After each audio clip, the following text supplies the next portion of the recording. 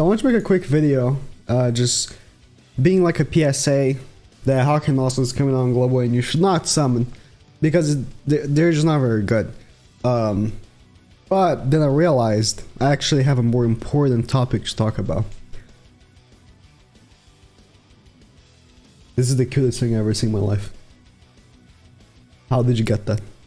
How can I do this in game?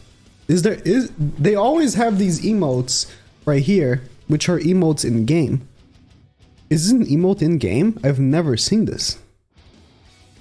And if it is, how can I get it? Does anyone know? Or is this unreleased?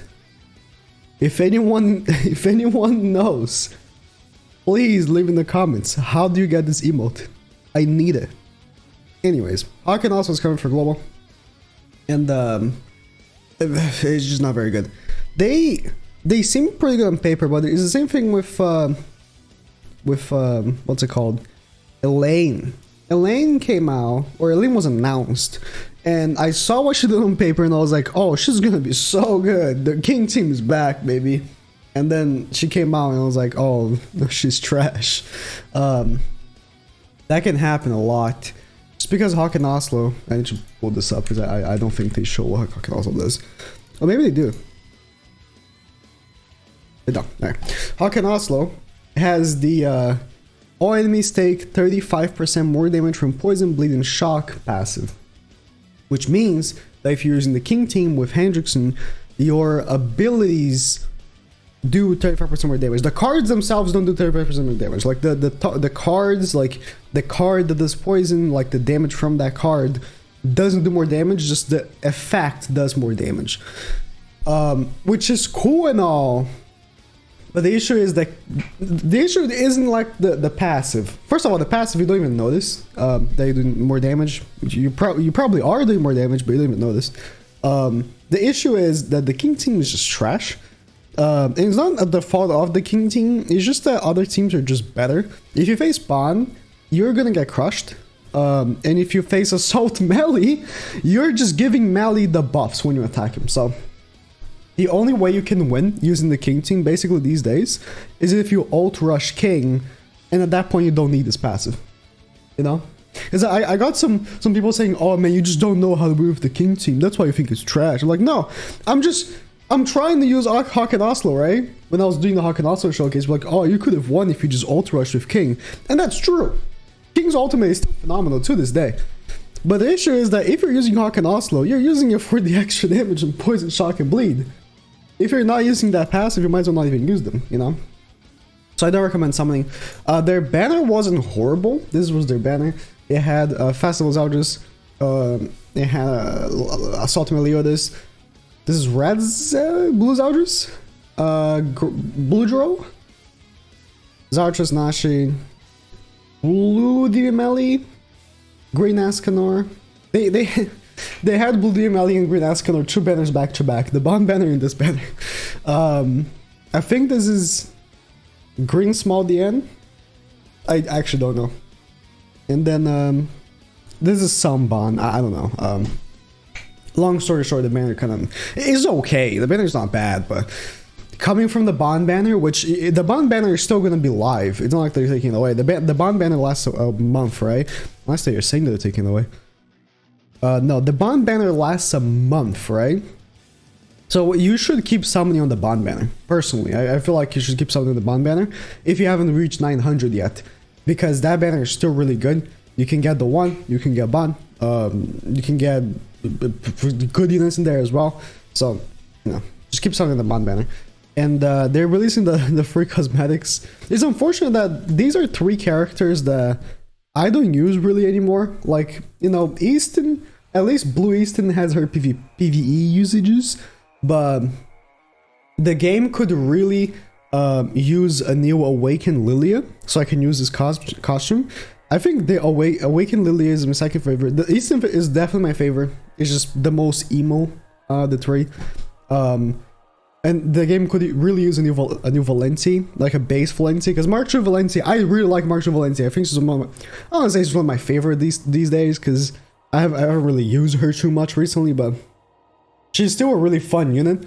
But the game could use a new base Valenti, so I can use a cosmetic.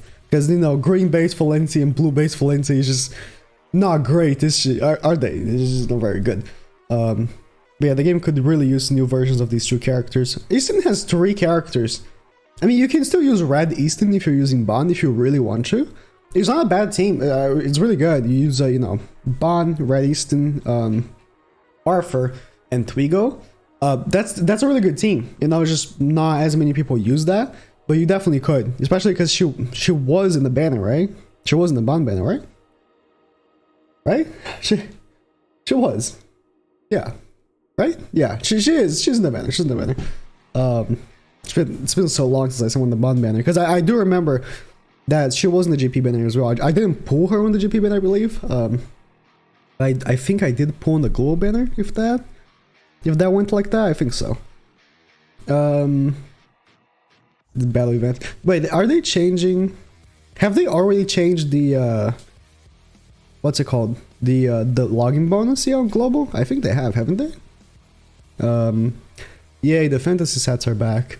See, the fantasy sets released too early, because instead of giving this cosmetic to the 1 and this cosmetic to Purgatory Bond, they give it to, like, you know, regular Nunchuk Bond and base Ascanor, and then these 3 are for the festivals, and all these aren't for festivals at all. But you know, what can you do? And that's it. There's no like new content coming with this patch. I mean, Elaine's also getting buffed, if you can consider that content.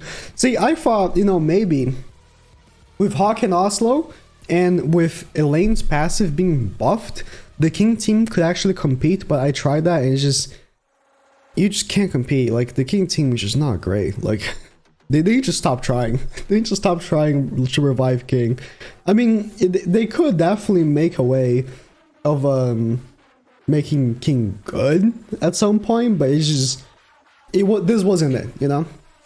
The buff is pretty nice though, from 8 to 12%. This really is like a big deal. If you do manage to get Poison, Bleed, Shock, and Corrosion on all the enemies, that's a 48% reduction on pierce, crit chance, and crit damage. That's a big deal.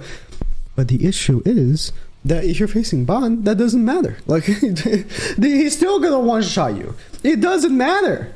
You know, so, you know, doesn't matter. So that's the issue. The issue is the units are trash, but other units are better. So what can you do? So yeah, this is the global patch. Down summon for Hawk and Oslo.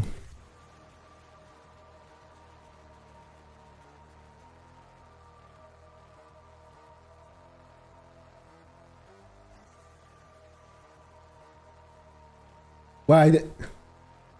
See, I have a short key on my keyboard to stop recording, right?